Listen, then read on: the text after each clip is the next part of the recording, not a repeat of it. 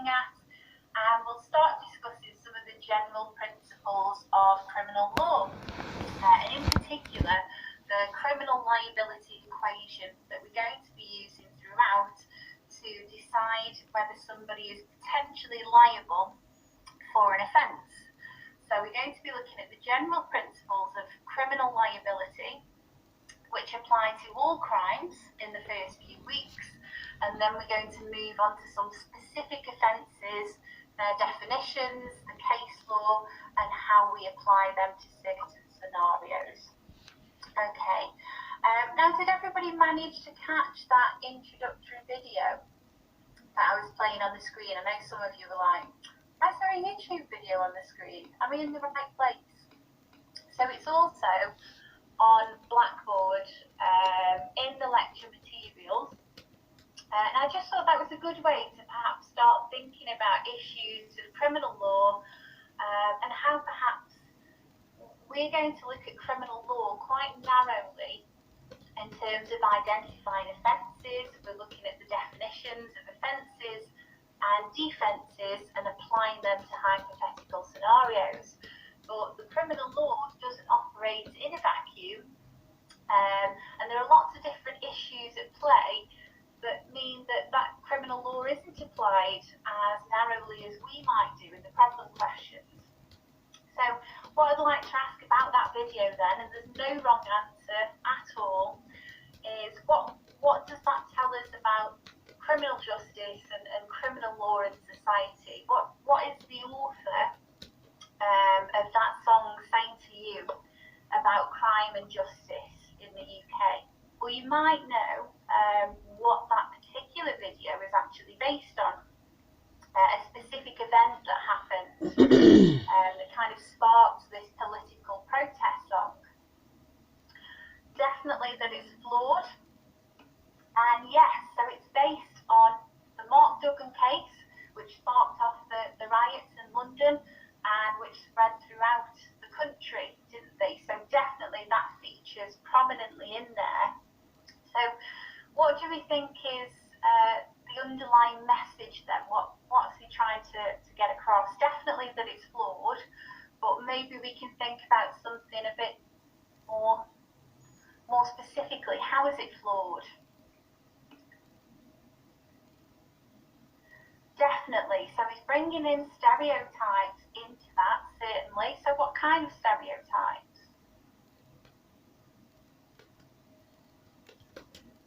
And he mentions one particularly and explains the meaning as well. Oh, we've got lots. Yeah, so it's the working class, which actually now I would say are classed as the underclass. We have the proletariat. Yet he specifically mentions chavs, doesn't he, and says council house and violent, racial and class inequality. Excellent. Oh, Leah, I'm so sorry that you can't hear anything. I think perhaps try and rejoin. Yeah, good. So we've definitely got some classism in there, that the government has flawed discrimination against specific groups. What I'd highlight specifically there is that, yeah, so the law doesn't operate in a vacuum. It's influenced by all of these social issues, deep politics, and this will become more prevalent when you're studying, perhaps criminal justice, the criminal law in practice. But we need to be able to put that law into context because it helps us make sense of it, and these issues we can see in our everyday working lives.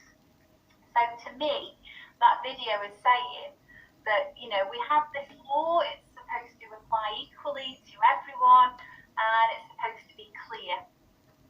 However, the underclass are usually those who the law affects the most, yet they're less likely to have a say. And we've got differences in how the criminal law is applied and whether justice is enacted by that as well. So, for example, we've got white-collar crimes that are very rarely prosecuted.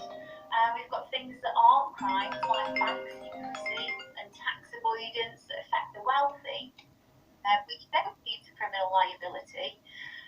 but do create great harm. So we had the Great Recession because of this bank secrecy and tax avoidance. Yet if a homeless person steals a loaf of bread through starvation, then they could potentially be facing time in prison and up to 7 years as well for theft. So there is an element of bias and subjectivity when the criminal law is put into practice. Some of the legal rules that we discuss may be put aside for reasons of policy and reasons of imposing liability as well. So we've picked up some good themes on there, and you've obviously already got a good understanding of some of the social issues.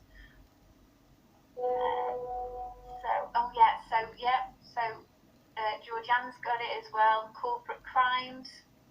So there's a lot of inequality in the law, and sometimes we need to just remember that the scenarios we're looking at are hypothetical, and there might be other reasons why it wouldn't result in a conviction or why it would never come to the courts or the CPS in the first place.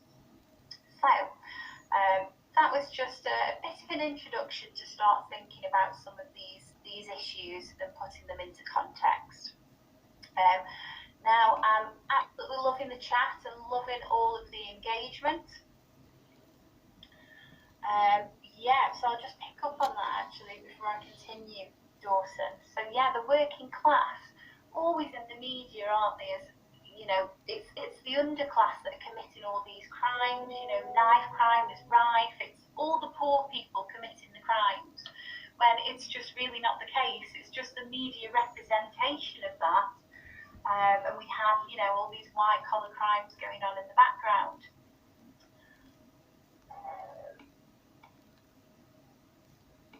We've got issues with the police as well. So that's a good point. So we won't be looking at the criminal justice element, but for somebody to be charged with a crime, the CPS need to establish whether there's a reasonable prospect of conviction, and that's looking at the evidence in the case, and also whether it's in the public interest. So those are two considerations that we need to bear in mind. So when we look at crimes like theft, and we say, you know, well, has anybody taken a pen home from work or university before that didn't belong to them?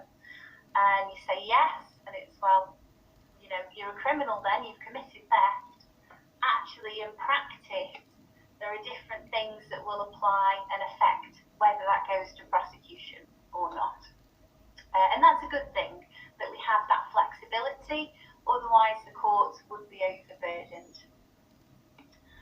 Okay, and so a big part of that video as well was all about the inequality of opportunity, which often leads to crimes being committed as well. So there are a number of different reasons why. So again, satisfying that test, it could be because there isn't enough evidence, it could be other issues, so there's not always one reason at play. Okay, so loving the engagement in the chat. Please keep that coming. So I will stop and ask you questions during the lecture and try to spark some discussion. If you would like to speak using the microphone, please raise your hand, and I can do that when it's relevant to do so. And I've had some discussions this morning with other students and staff about the chat function as well, and keeping that relevant to the topic. So I know that sometimes, you know, normally at the beginning of the lecture, you have a chance to have a chat and a gossip, but if we can keep the chat on track and relevant to the topic, that would be much appreciated. Okay, so I have put an introduction video on Blackboard. The Welcome to the Module video covers some of this housekeeping, but I'm just going to briefly go over this again, just so you have the chance to ask any questions as we go through, and just so you know where you stand on the module. So we now know that lectures are being recorded. These will be available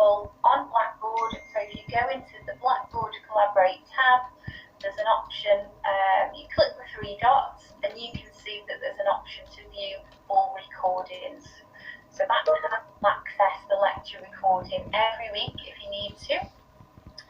And then you're obviously going to be having your online seminars in the smaller groups, and that's where really we're going to be expecting much more engagement. You'll have the option to use your webcams and your microphones, and it's really putting that content into practice, and it's very much activity based. So those won't be recorded, but what I will do is I will ask my groups that I have, so I'll be delivering some of the seminars and my colleague Michelle will be delivering the others, but I will ask my groups if they mind the seminar being recorded, and if they don't, then that's absolutely fine. I'm happy to record a seminar each week, so that if something does happen, because we live in a crazy world at the moment, that you can come back to that content. Every week as well, what I will do is post a seminar feedback sheet, and this will have a summary of what we discussed in the seminar, and potentially some kind of model answers and things as well when we look at problem questions and things like that. So every week, after all the seminars have been delivered, you'll see a section in the week folder saying seminar feedback, and that's where you can access the kind of discussion that we've had in the seminars, some answers that students put forward and things like that.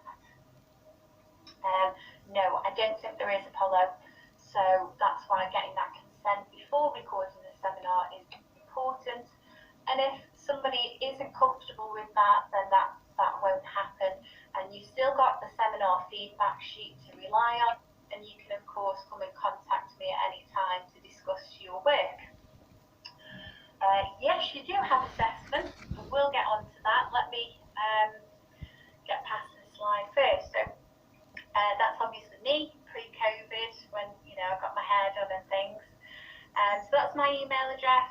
Please, there are no silly questions at all. So if you're worrying about something or you're struggling, don't suffer in silence. Please just drop me an email on that email address. I've also got office hours 2 till 4 on Tuesdays, and you can ring me on Teams during those hours, or email me for an appointment outside those times as well, and we'll arrange something that's actually convenient. And if you've got a burning question and you're on Teams and you want to just try and give me a call to see if I'm free, then that's fine. If I am free, then I'll pick up the phone and we can have a brief chat about your work or any issues or anything else. Okay, so that's me, and then we've also got Michelle. So Michelle is a practicing solicitor, and she also teaches on the Law and Practice module. So that's the legal clinic module, and she runs the law clinic as well. So she's going to be joining us and delivering some of the seminars, and you can see Michelle's contact details there as well. So of course you can contact Michelle as well if she's your seminar tutor, then that makes sense. If not, please feel free to contact me with any issues about the module. Okay, so we've managed to make it to the lecture, which is a brilliant start. So Mondays 12 till 2. Now you may have seen on your timetables that you've got a lecture slot from 12 till 1, and then you've got a drop-in slot from 1 till 2. Now, I will try to adhere to that as much as possible, but we've got some flexibility with how we spend our time during the lectures. So I'll try to have a 1-hour lecture and then an hour for drop-in, so far as possible. When we start getting into the specific offences, then we might slightly go over into that second slot. And I'm going to use that in the way that's best, whatever's best for your learning. If you ever work at 5 p.m, then you should still be okay, because this is 12 till 2, so I'm not going to go outside of your scheduled lecture slot on your timetable, but you'll see that it's broken down into 2, a lecture and a drop-in, but we might use that more holistically as we go on throughout the module.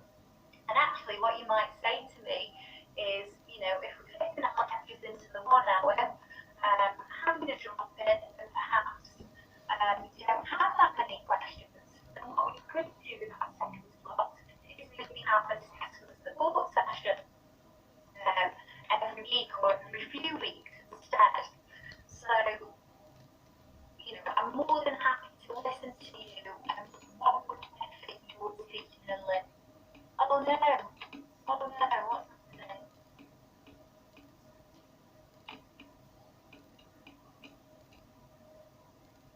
Is the audio still bugging?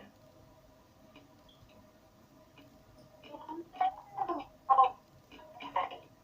Well, my time looks okay.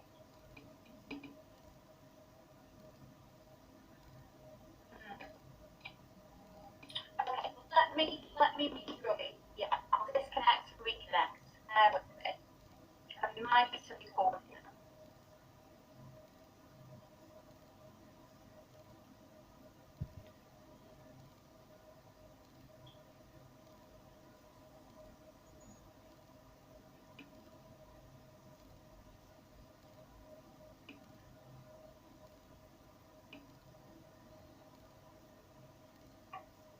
Okay, I'm back.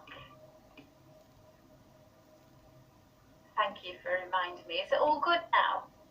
It's fixed. Great. It might be my webcam, so I'll try and put it on just because, you know, it's better to feel connected. But if it goes again, I'll switch it off and put my face away. Right. Oh, it's still recording. Okay, good. Okay, brilliant. Yeah, thank you for clarifying that. Yeah, I can see it's still recording. Excellent. So I don't know how much of that you got, but essentially we'll use that lecture slot flexibly. We've got 12 till 2. It might be that the lecture does last 1 hour and we have an hour for questions and for that drop-in at the end.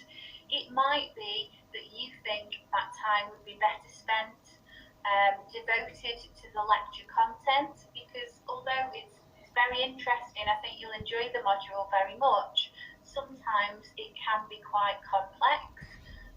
Or it might be that we think, actually, yeah, the lectures are lasting an hour, we're going through them well, and that extra hour could be better used as like an assessment support, and we go through problem questions or essay questions or something like that instead. So just to let you know that we might use that time flexibly, and don't just think, oh, it's a drop-in, so it's voluntary, so, you know, I'm fine to go and do something in this time. I mean, if you do have commitments, let me know, but we will make the best use of that time, essentially, the lecture slot. So I've waffled on a bit there, but is that clear for everyone? And I'm more than happy to listen to your feedback about what's best, what you think is best we can do with that time. Brilliant, great.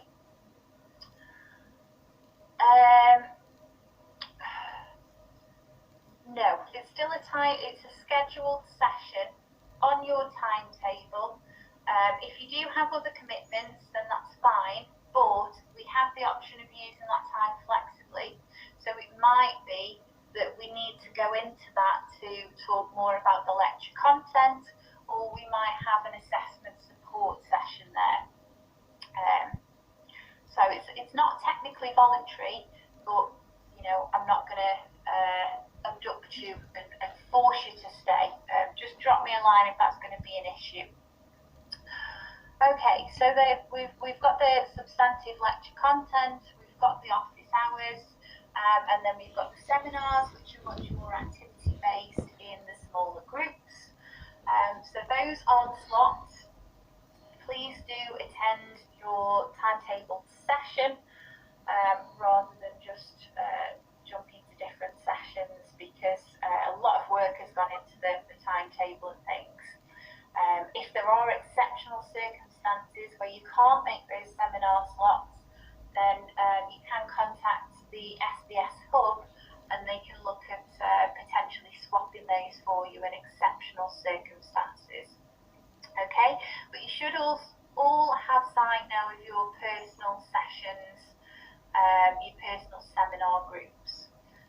so they'll be starting off this week with an introduction.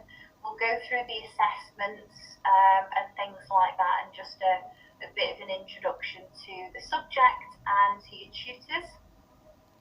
As I said, I'll try to record one every week if I can do in a full student's consent, but otherwise check on the Blackboard site after all the seminars have taken place. So it will probably be the Monday, because we have seminars on Fridays till 4.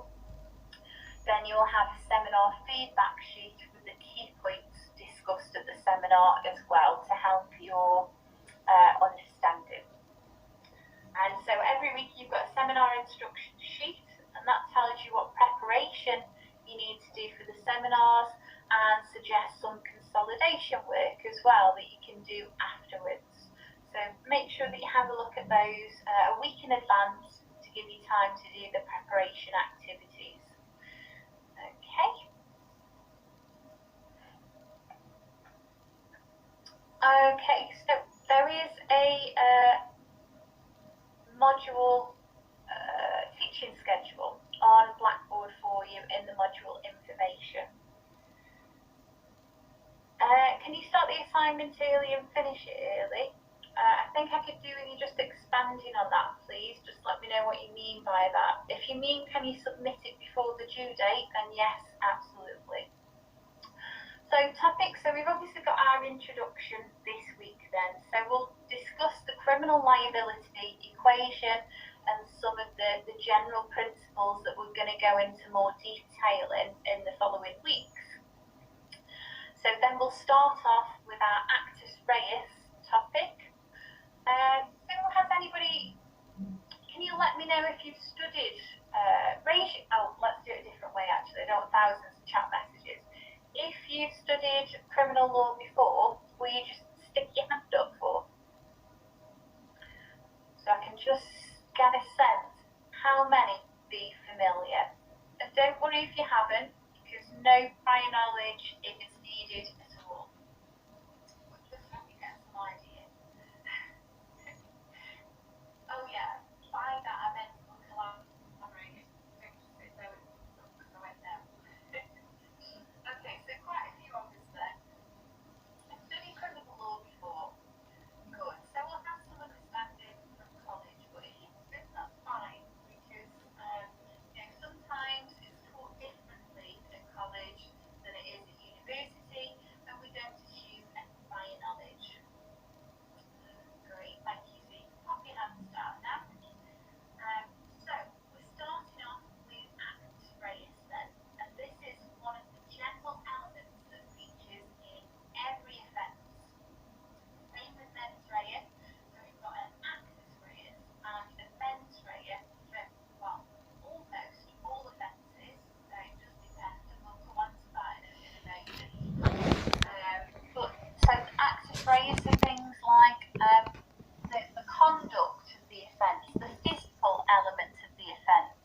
What was the act? Yeah, excellent. So actus reus simply means the guilty act, but it can be a bit more than that, and there's quite a lot of detail in the actus reus. So we're going to spend next week's session on actus reus, and then we've got mens rea, which refers to the mental element required for that offence. So we're going to be looking at the defendant's intention, whether they were reckless. Excellent, yeah, so some understanding there already. Guilty mind, intention. Premeditation is slightly different, because that kind of refers to planning rather than their actual state of mind and their intention. But again, very good, something that we'll talk about, and we'll talk about the difference between motive and intention. Okay, then we'll look at defences and denials of liability. So we're going to look at some of the more general defences or ways that somebody can deny that they should be found liable for that offence. So we're going to look at defences like insanity and automatism. We'll also look at intoxication, which is quite fun, and self-defence.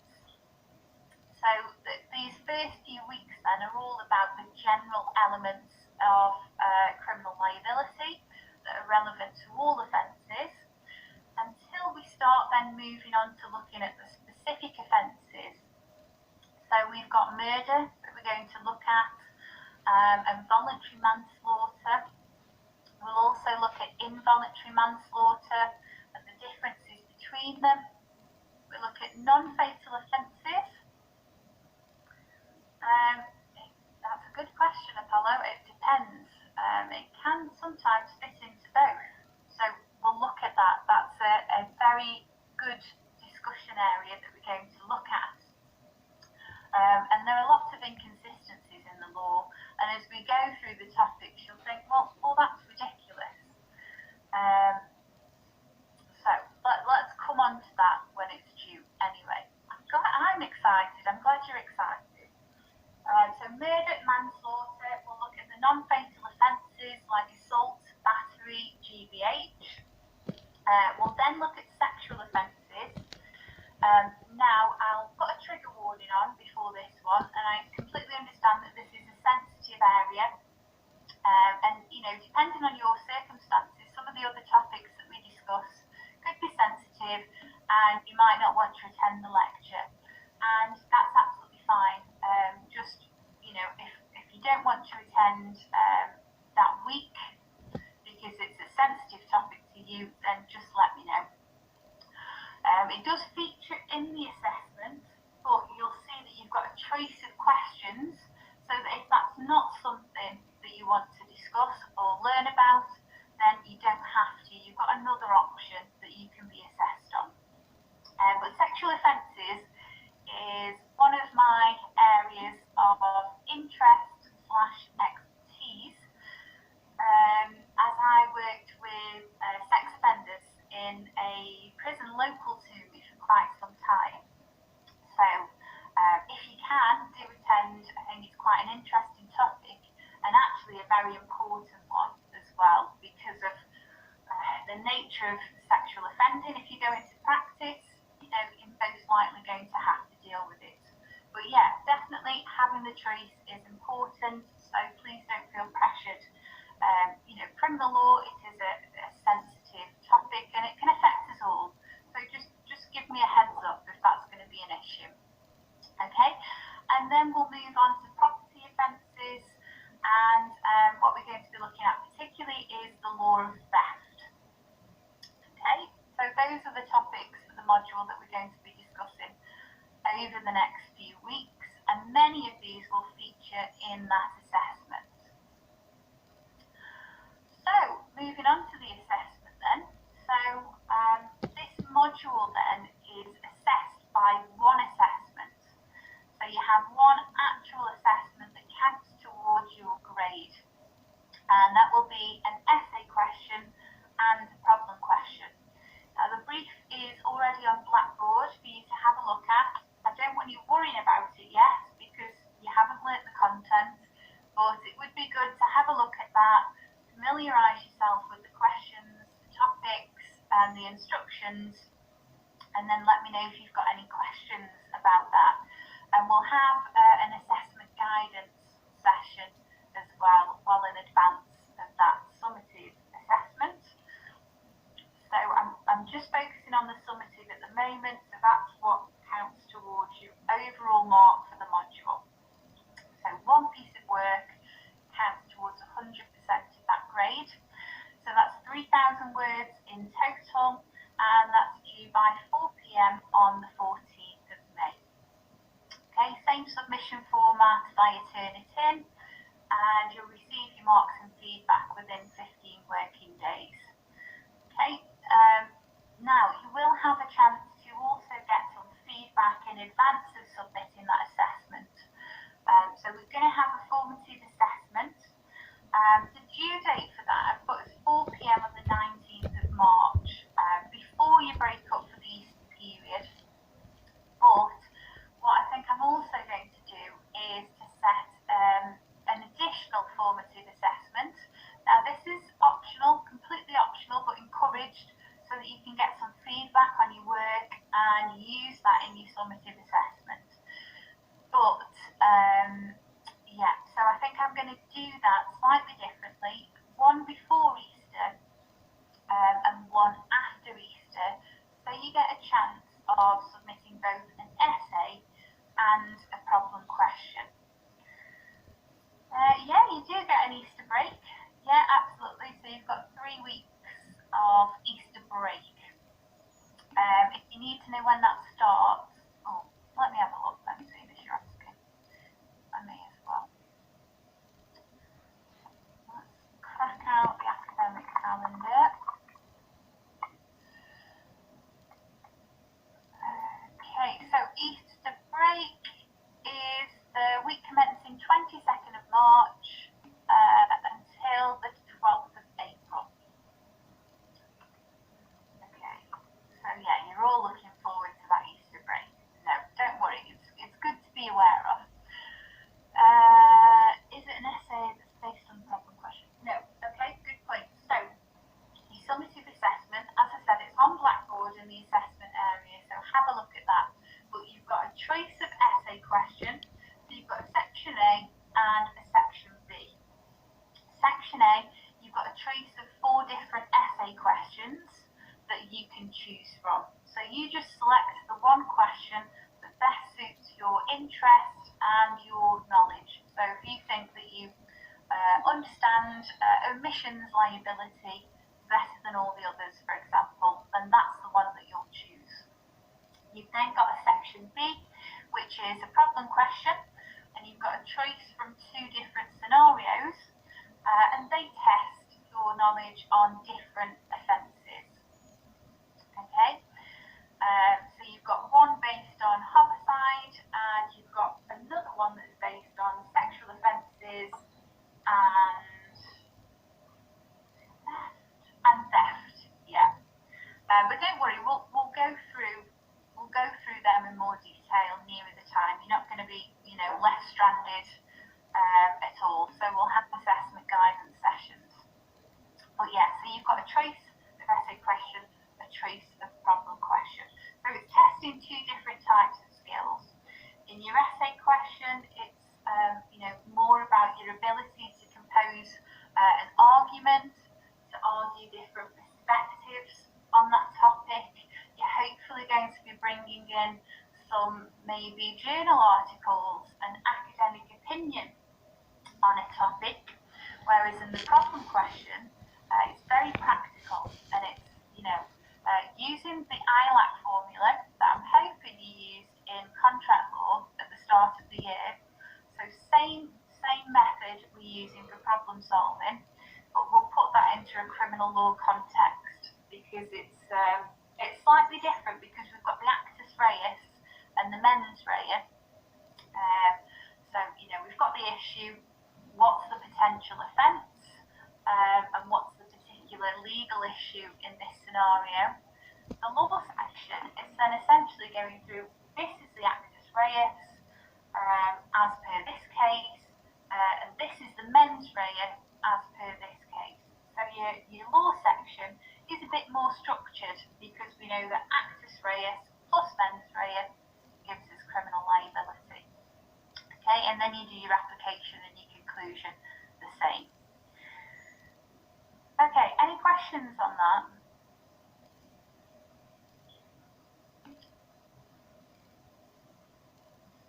Okay, go ahead.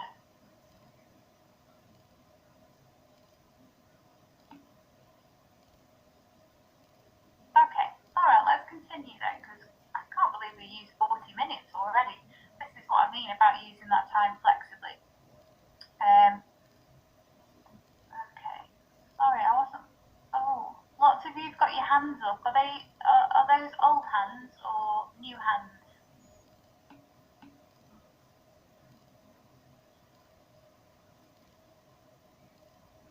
I'm going to say that they are old hands, but I'm not sure now. Let's look at these questions. Do we use different cases to back our arguments in our problem question? Yes, you do. Yeah, so it will still be very much dependent on using case law and legislation, depending on what type of offence it is. So we've got 2 main sources of criminal law, statute and case law. So an Act of Parliament at all, and we'll be heavily reliant on just using case law to explain the nature of that offence. But yes, it's always good to use different cases to back up the argument in the problem question. The question for the formative assignment, I'll get that put up shortly in the next week or so, and that'll be in the assessment area in a separate folder. And yeah, so we've tried to keep it consistent, so we're using the ILAC formula, same as you did in contract law, but you might need to tweak that slightly to suit the nature of criminal liability. Yep, okay. Yes, I can do, Elizabeth. Thank you for raising that. I'll definitely check up on that. Okay, so let's talk about the core textbook then. So you should all have access to this anyway for free via the library. But this is the Complete Criminal Law by Janet Lovelace, Misha Allen and Caroline Derry. And this is the 2020 version. So criminal law is, constantly being updated, year on year. So it's important to have, if possible, the most recent edition. And as I say, that's available through the library. It was also part of the first year bundle. So you may also have a physical copy of that as well. Now, I like this textbook because it is contextual. So it really puts what you're learning into practice. But if, sometimes you might not gel with a certain recommended textbook. So if not, there are others that I can also recommend. One of those would be Nicola Monaghan, Criminal Law Directions. And she's also got a 2020 version, and that's available to read online through the library as well. Okay? Yep, so that's all in the seminar instructions, and any additional reading as well, I've put them into the lecture materials on Blackboard. So particularly for actus reus and mens rea, you'll see some additional texts uploaded in the lecture materials, and these are actually very useful for that first essay, a number of the essay questions. So any additional reading I'll put on the seminar instructions or in the lecture materials section. But most of what we're going to be discussing will be in that core textbook. It's Nicola Monaghan and it's Criminal Law Directions, and you can access that again through the library. Okay, so we're also going to be using Revel, which is an exciting new piece of software by Pearson.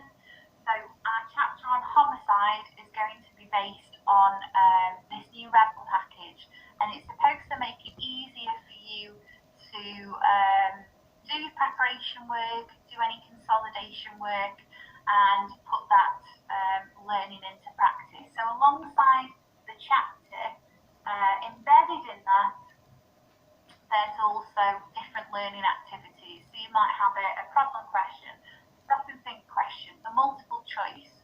So it's just supposed to make it engaging and preparation easier for you, so it's all in one place.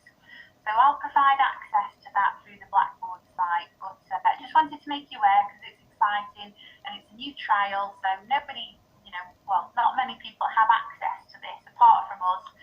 So I'm really interested to hear your feedback on this chapter that we're using for homicide. Okay, so let's start talking about content then in this last 15 minutes that we have. So where we might start then about thinking about criminal law is what is crime? And if you study in law with criminology, you might already have had these discussions in other modules. But I'd really like to pose this question, and there simply isn't a right answer, and that's why we're having a discussion about it. But how do we define crime? What is crime? How could we predict what might be an offence in the future? Okay, yeah, so we've got an action that is against the law. Okay, good. It's about, there where we need it. We have other laws as well that could be against the law, civil law, for example.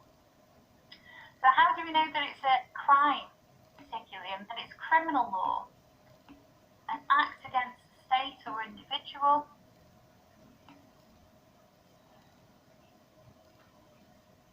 Seen as deviant? Yeah, potentially. So we have lots of regulatory offences as well that maybe don't transgress those moral standards that we have.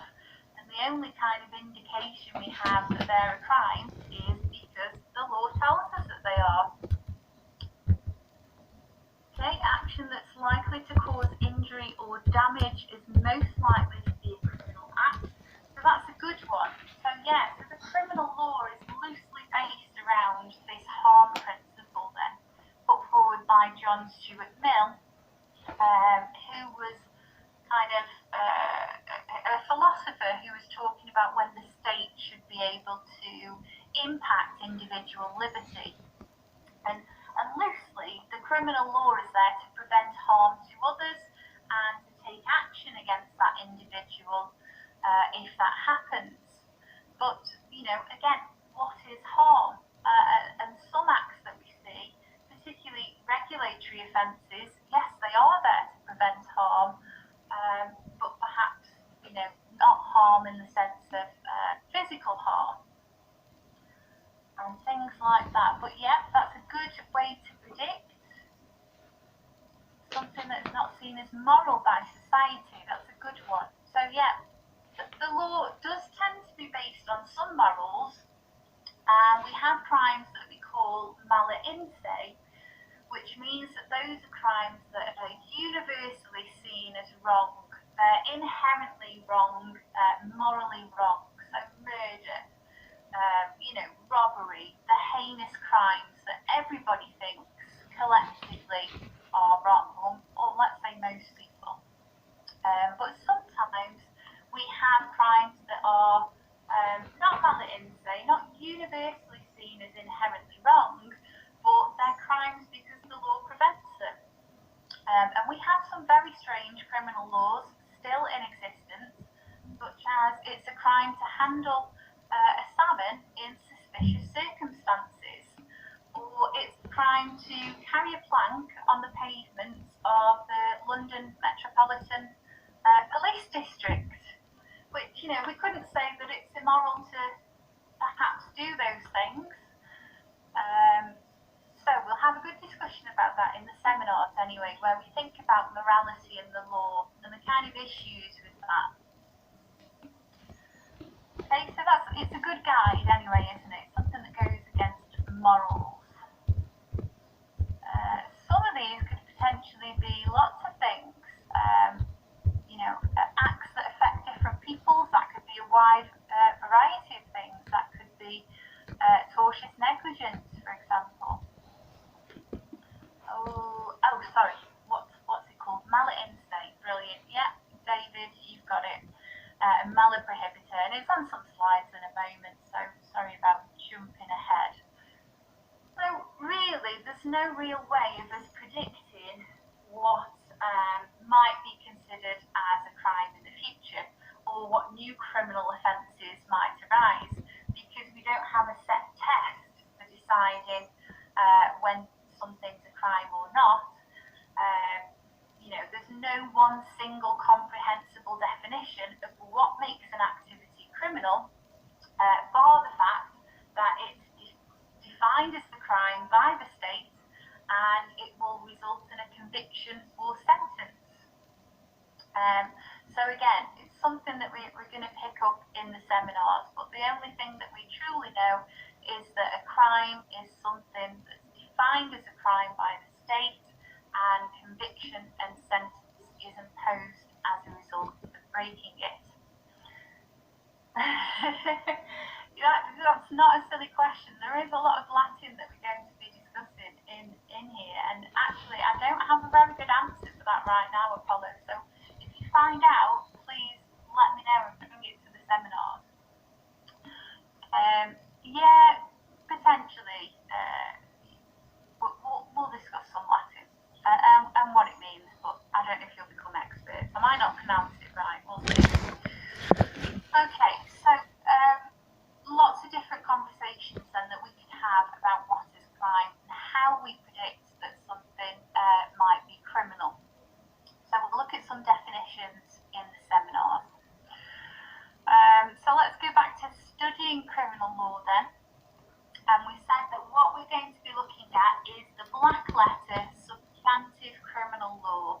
So that's concerned with identifying offences through their definitions, through case law and explaining how those actus reus and mens rea elements are applied, and defences. Okay, so we're going to be looking at things like how is the offence of murder satisfied? How do we define murder in legal terms? So if you ask the layperson, what's murder? They say, well, it's when someone kills someone.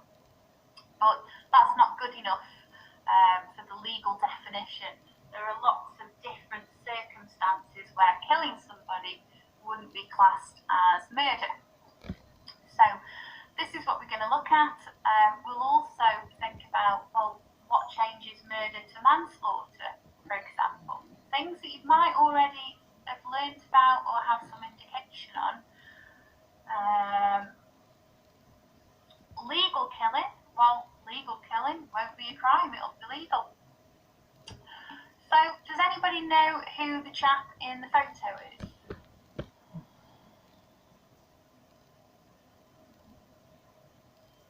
Is it the intention behind the killing that turns it into murder? Sometimes, but there are limits to that as well. So I might absolutely intend to kill someone and still not be convicted of murder because I acted in self-defence. And as long as that's justified and the test for self-defence is satisfied, then I won't be guilty of murder. Brilliant. Yeah, so Kenneth Erskine. Excellent. So the Stockwell Strangler. Does anybody know what he was convicted of? It's a bit difficult without speaking to you, really, isn't it? There is, yeah. So self-defence, it needs to be reasonable. It needs to be necessary and reasonable. Yeah, self-defence is a full defence for murder. Self-defence is only a full defence. It can only ever result in a complete acquittal. It can't ever reduce a charge. Yeah, so Kenneth Erskine then killed 7 to 11 people. There's a bit more detail to this story though. Elderly people, yeah, good. Strangled them and often sexually assaulted them as well. And does anybody know what he was convicted of? So he started out as a drifter and he was doing burglaries, but that escalated into going into houses, burgling them and killing mostly elderly people and sexually assaulting them as well. It was, yes. So it was eventually manslaughter. Initially, he was convicted of murder. He was sentenced to life imprisonment with a minimum of 40 years, but he actually appealed on the grounds of diminished responsibility, which is one thing we'll look at when we get into murder. But this is a partial defence to murder. When somebody's mental responsibility is being reduced, then that can reduce the charge to manslaughter. And so, yeah, eventually his appeal was upheld. He was convicted of manslaughter because he had schizophrenia and he was sentenced to indefinite an indefinite hospital order. So he was sent to a hospital indefinitely instead. And there were some reports a few years ago that he's actually, although it's potentially indefinite, if they make progress and their risk is reviewed, then they can work their way down and get closer to release. So he's now in a medium risk secure secure hospital, apparently. But so that's something that we'll look at anyway. Why was he convicted of manslaughter and not murder, even though he fully intended what he did? And the reason in that case was that he had a partial defence of diminished responsibility due to his schizophrenia. So I don't want to get into too much detail anyway, but some of the things that we're going to consider. Okay, good. So there's some interesting case law on whether a person can be guilty of murder if it caused them to commit suicide.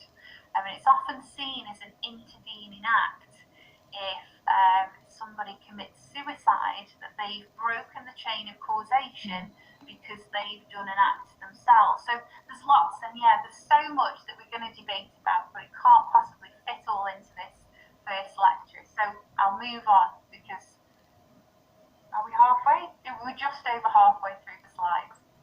Okay, so we're looking at a form of public law then. So the criminal law is concerned with regulating that behaviour between the state and its citizens, and because of that, because the crime is seen to be committed against society as a whole, the state is the one that brings the action and not the individual. So unlike contract or tort that you'll be looking at, it's always R versus Erskine or whatever, R standing for vagina, the crown. Okay, and we're going to pick up some differences between civil and criminal law in the seminar. So that's going to be one of our first seminar activities. Okay, so we're focusing on establishing potential liability. When we're looking at these offences, have they satisfied the actus reus? Have they satisfied the mens rea element? Is a defence available? If not, then they are potentially criminally liable. Does somebody put the hand up? Syra, did you want to speak? Should be able to speak now.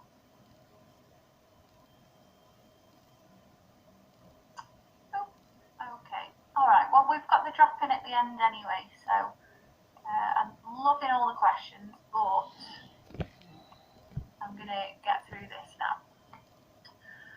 So we're working out potential liability. We can never be 100% sure that when we're applying these elements that they are going to be found guilty, because at the end of the day, that depends on the evidence. So we won't always have all of the information. We're not going to be discussing rules of evidence. We're focusing on these substantive elements of criminal law. So based on the facts, did they complete the guilty act? Did they have the requisite level of mens rea for that offence? So we can never be 100% sure, but we're working out potential liability based on what the defendant did, what were the circumstances, and what effect did that have on the victim. Okay. So in this module, we're not concerned with who or why people commit crimes. So that's more the realms of criminology, although we'll build that into some of the seminar debates, I'm sure. We're not looking at how they're investigated by the police or how they're prosecuted and proved in court. So we are literally just applying the law to the facts that we have. So when we're answering problem questions, it might be that we don't have all the information available to make a conclusive decision. So we might need to say, well, if this can be proven, then he's potentially liable for theft, for example. Okay? Oh, I can see lots of people joining and rejoining. Can you still hear me okay? Hopefully, yeah. Okay, good. Right, so we talked about mala in se and mala prohibita crimes then before. So mala in se being those that are inherently and morally wrong, and mala prohibita, so those that are against the law simply because they are prohibited.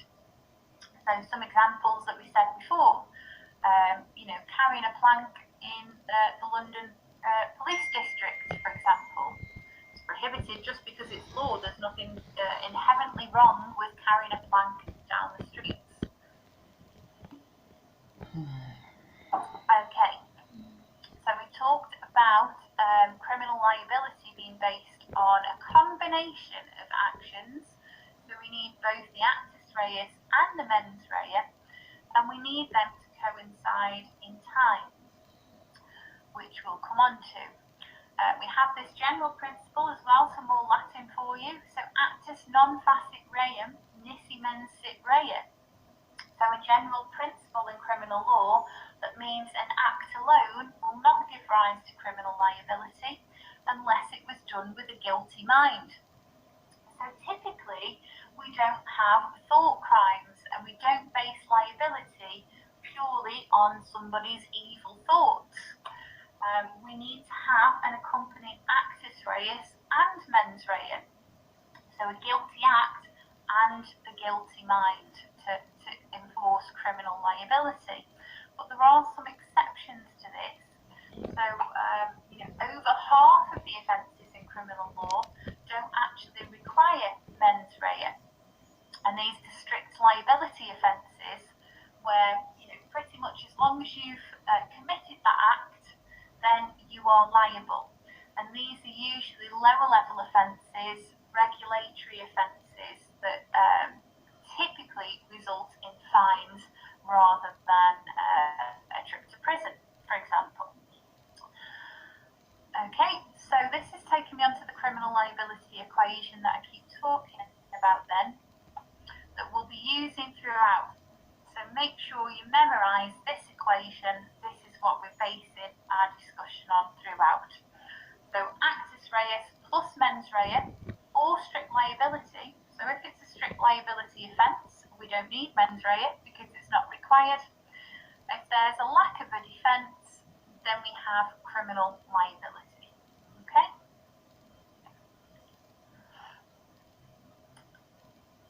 So we talked about actus reus and mens rea quite a lot already, and we'll go into more detail in the following weeks.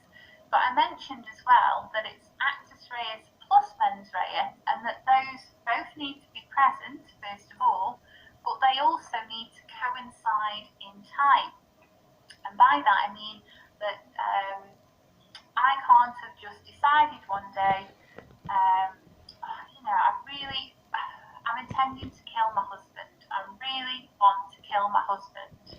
And then the next day, I accidentally run him over with my car. We haven't got the actus reus and the mens rea happening at the same time. So I wouldn't be liable as long as when I did accidentally run him over in the car, that it was an accident and I wasn't intending to do that. So we need them to take place at the same time.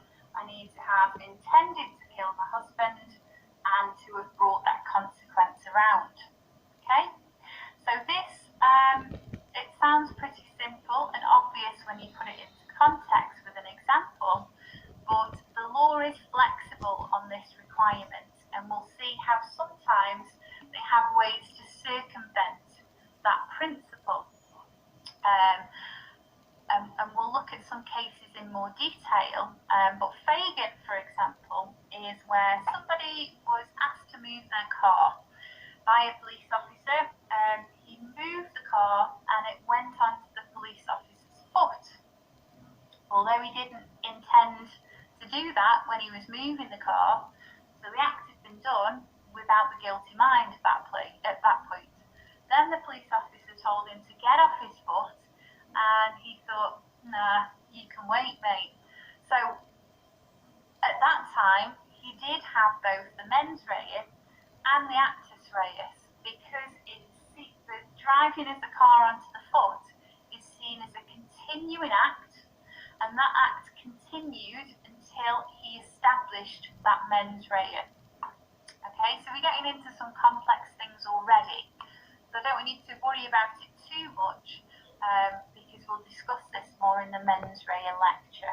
Okay, but there are some ways, the continuing act principle, and sometimes known as the single transaction principle, where the courts can get around this requirement of coincidence. So they treat them holistically and, where it's common sense to do so. So we talked about strict liability offences. They don't require mens rea.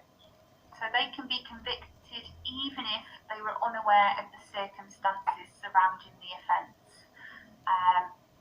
And we have this principle as well, that ignorance of the law excuses not, which again is another general principle of the law, alongside the fact that the criminal law should be clear and accessible to all. But we have absolutely thousands of different offences that people don't even know about. So, we can see how the law is inconsistent there. So not knowing the law is no excuse, but how many of you knew that it was a crime to handle a salmon in suspicious circumstances? Or how many of you know that it's illegal to be drunk in a pub, for example? Okay, but strict liability is something that we're going to discuss in the mens rea lecture. We're going to look at the typical type of offences where mens rea is not required. Okay, and then defences. So defences then quite simply in that equation, we need to look at any general or specific offences by which a defendant can avoid criminal liability. Now obviously the first point of call is for them to say, I didn't have the actus reus, or I didn't have the mens rea. So they are denying liability based on the essential elements of that offence. So you could say, the defence would be, well, I didn't commit the act, I wasn't there, it wasn't me, etc. But then we have some legal defences. We have general defences that are available for all offences. So those are those that we've already discussed: insanity, automatism, self-defence, and intoxication. And then we have particular specific defences that apply to certain offences only. So a good example that we talked about earlier was the partial defence of diminished responsibility, which is only available for the offence of murder. So we'll look at that in our voluntary manslaughter lecture, alongside loss of control, which is another specific offence that only applies to murder, and it reduces that murder conviction down to a manslaughter conviction. Good, so we've got some examples coming through. Alawalia, which is one of particular note that we will talk about, as well as recent examples of that, such as Sally Challen. Okay, so on the topic of defences then, and we have 2 lectures dedicated to looking at specific offences. We also have complete defences, such as self-defence, where they're essentially all or nothing. You can either have them or you can't, and if you do satisfy them, it results in a complete acquittal, no liability at all. Or we have the partial defences, which will reduce liability or reduce a charge.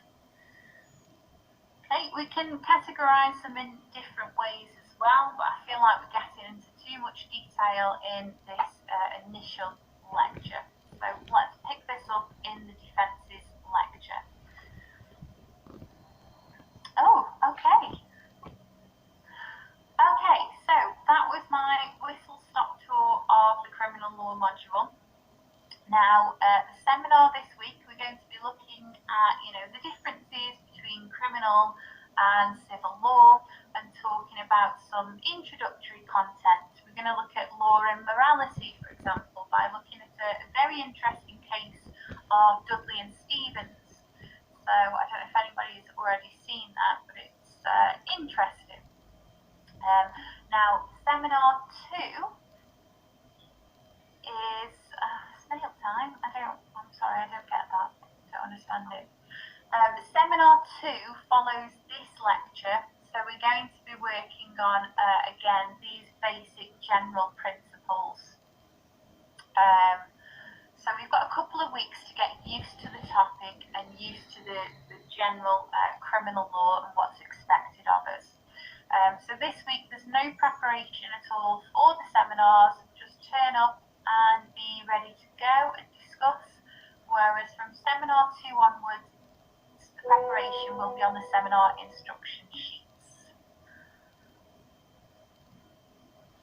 Oh, I see. I thought you meant I was, slowing down or something, like, hey Tony, it's not snail time. Okay, yeah, that's the talk case that you're thinking of. No, it's okay. You're thinking about Donahue and Stevenson. That's it. Yeah, I forgot the name for a second then. No. So there are some similarities between tort and crime. So some offences that we discuss will also be tort. And people can claim compensation. So there will be times where you're thinking of things that are to do with crime, but actually they're tort. So, for example, we'll both discuss issues of causation and intervening acts.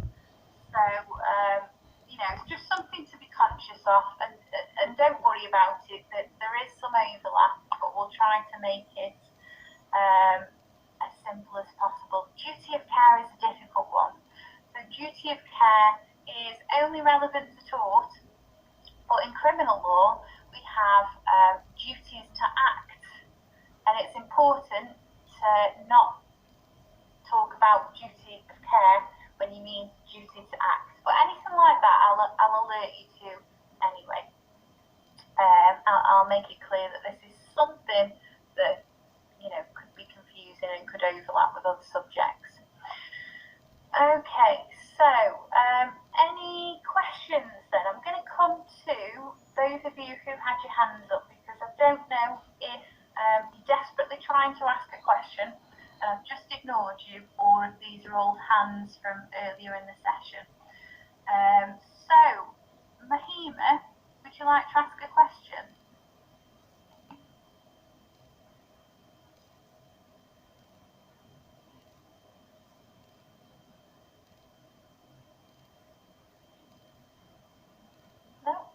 No question, Mahima?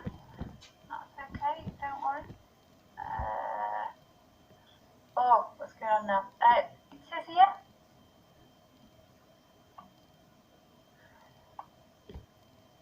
Thanks everyone for coming. So if you have any questions, we've obviously got we've got until 2 o'clock. So I'm happy to answer any questions. But thank you for coming and engaging. I'm really looking forward to it. The engagement has been great. And Jack, I'll come to you then. What I'm going to do is I'm going to stop the recording now so people feel comfortable to ask questions. And I'll see you again next week, or this week if you're in my seminars.